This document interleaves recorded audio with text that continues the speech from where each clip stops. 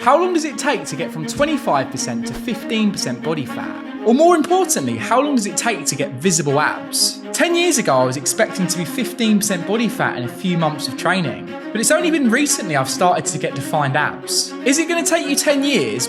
Probably not. But I'm going to be honest with you, getting 15% body fat isn't easy and it isn't going to take you a few weeks. Now, before I get into the specifics on how to get to 15% body fat, it's first important to actually work out your body fat percentage. You can use things like DEXA scans and body calipers, but they all lack scientific proof. Generally, people tend to underestimate how much fat they've got, meaning they don't actually know how much they need to lose in the first place. The only accurate way to know your body fat percentage would be to cut all the fat out of your body and weigh it, which is impossible. So the most accurate way to work it out is to compare it visually. Let me use my client Curtis as an example. He's been training a few years with me and he's seen some pretty good progress. I've estimated him based on the photos to be somewhere between 19 and 20% body fat. But for the purpose of this video, we're going to assume that he has 25%. So the first thing you need to consider is working out your own body fat percentage based on the photos. Once you've worked out your body fat percentage, you then need to decide how much weight you want to lose. If you want to get to 15% body fat, you need to work out your body composition.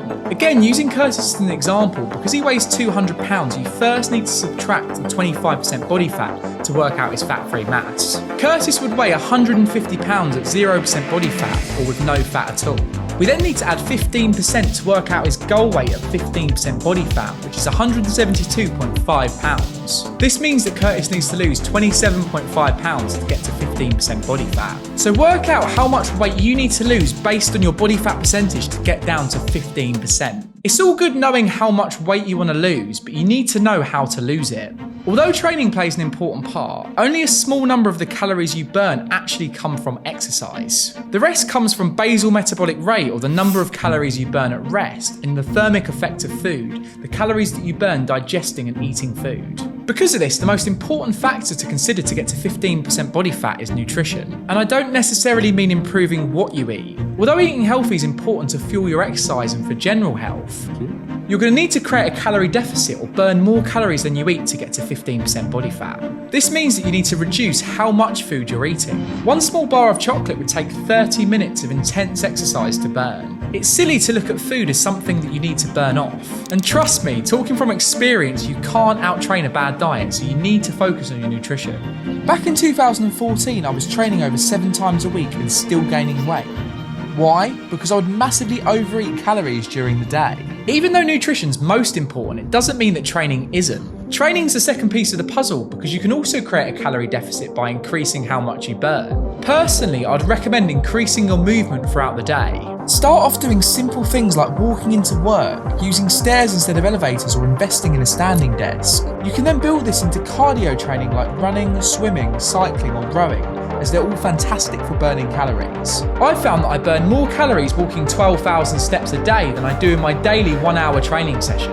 This is because when you're walking, you're continuously moving and burning calories, whereas when you're training, you get a lot of rest periods.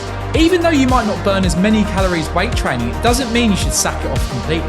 The calculation of how much weight you need to lose to get to 15% body fat doesn't consider if you lose muscle mass. If you lose muscle, you're going to need to lose even more fat to get to your goal of 15% body fat. Using Curtis as an example again, if he lost 4 pounds, he would need to lose a further 4 pounds of fat mass to get to his goal of 15% body fat.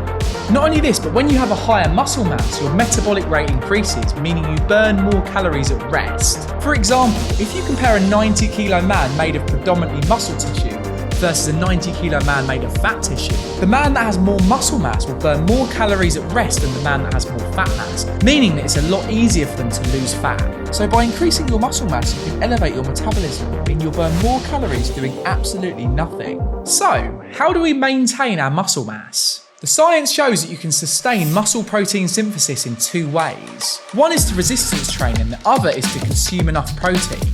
Resistance training is important for all the points we've talked about so far. Bodybuilders are the athletes with the most muscle mass because weight training is the most effective way to build muscle. When training to maintain muscle, we'd recommend lifting for strength. Lift 3 to 4 sets of between 6 to 8 repetitions and try to sustain this while cutting fat. Curtis has been cutting fat recently and we've actually noticed he's got stronger and built more muscle because he's been training heavy. But Of course, this all depends on your experience level. If new to training, we recommend starting with lighter weights first. But what about protein? Protein's made up of amino acids, the structural building blocks of our body.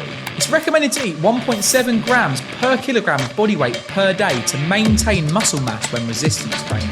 This means that if you cut calories but don't eat enough protein, you're going to lose muscle mass and not just fat mass when you're cutting calories. The calculations we've done so far also assume that every part of your lifestyle is on point. And let's be honest, we all have distractions in our everyday life that's going to affect our ability to maintain our training and our nutrition. When trying to get to 15% body fat, I'd recommend giving yourself some kind of safety buffer. Don't try and crash diet for a holiday and lose weight in a short period of time. Make sure you plan to lose weight in advance so you don't have to rush and can sustain your lifestyle. I honestly can't stress the importance that crash dieting won't work. Not only is cutting calories excessively unsustainable, but it's also going to mean that you lose a lot of muscle alongside fat. And it'll take you even longer to get to your goal of 15% body fat. With Curtis, we're aiming to lose weight gradually, doing it in a way that's enjoyable to him and that's sustainable. Losing weight's a lifestyle change and not a short-term fix, so do it in a way that you can maintain for a lifetime. All the factors I've talked about in this video will impact how quickly you lose weight. So the answer to the main question of this video is that you should be able to get to 15% body fat in a few months. According to the science, 1 to 2 pounds is a safe amount to lose in a week. And assuming Curtis has 25% body fat and needs to lose 27.5 pounds, he should be able to lose 27.5 pounds in 13 to 27 weeks. So, how long would it take you to get to 15% body fat?